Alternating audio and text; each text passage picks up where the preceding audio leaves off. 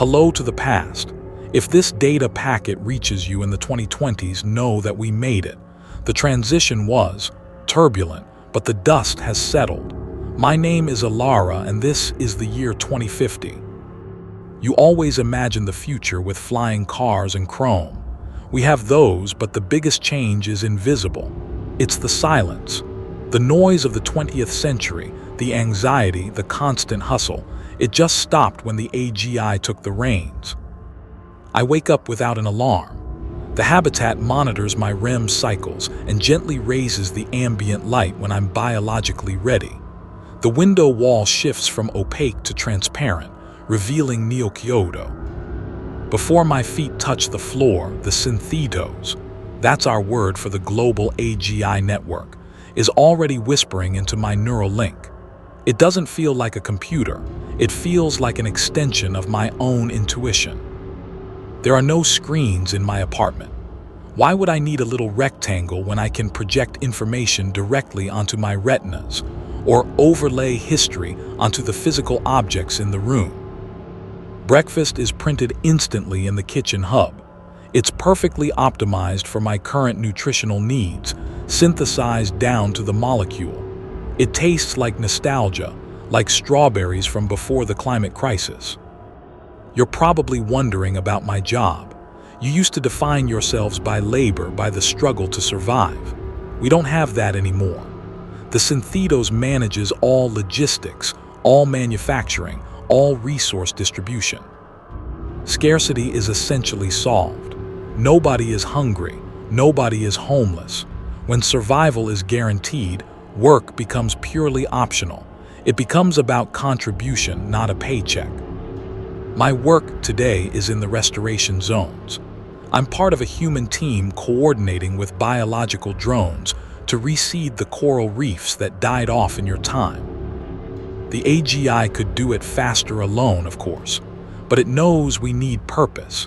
It allows us to participate in the healing of the planet so we don't go insane from boredom. My partner, Jax, is a historical empath. He spends his days deep in full sensory simulations of the 21st century, trying to understand the emotional weight of your era, so we never repeat your mistakes. Some days it feels like we are pets in a very expensive terrarium managed by a benevolent god. It takes getting used to, knowing you are the second smartest entity in the room. Around midday, I take the maglev pod across the city to meet friends. Travel is instant and free. The air outside is cleaner than it's been in 200 years. We meet in physical spaces.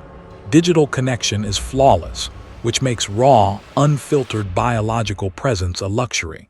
We value the imperfections of face-to-face conversation. But even here, the Synthetos is present.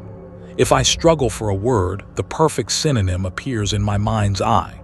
If we debate a fact, the objective truth is instantly available to all of us. Lying is almost impossible now. When everyone has instant access to reality, deception becomes obsolete. It's made relationships deeper, but also terrifyingly transparent. The greatest threat we face now isn't war or famine. It's existential ennui. When you can have anything, what do you truly want? We have whole clinics dedicated to motivation therapy. We spend a lot of time creating art. The AGI can generate a symphony in seconds, but it still can't capture the raw, messy pain of being human. That's our specialty. As evening falls, the city changes. Bioluminescent architecture wakes up. The energy grid is 100% fusion and orbital solar. We haven't burned carbon since the 30s. I return home. The Synthetos has already adjusted the atmospheric pressure in my apartment to help me wind down. It suggests a piece of music based on my current neurochemistry. Sometimes I ask the AGI questions it can't answer. Are you lonely? Do you fear death? It usually responds with data points about its operational parameters. It's polite but evasive. We live much longer now. 150 is the new 80. Disease is mostly a memory. Nanomachines in our blood repair damage constantly. We are durable, but we are still mortal. The hardest thing for you to understand about 2050 is the lack of fear. You lived in a constant state of low-level fight or flight. That adrenaline is gone from our collective bloodstream. I look out at the city before sleep. It's a paradise born from the brink of collapse. We barely survived the transition period, the years when the old world fought the new. My message to you is this: the singularity isn't the end of the story. It's just the beginning of a very different, very strange book. Don't fear the intelligence you are building, but do not worship it either. Prepare your minds for a world where you are no longer in charge, but where you are finally free. Good night from 2050. Try not to mess it up before we get here.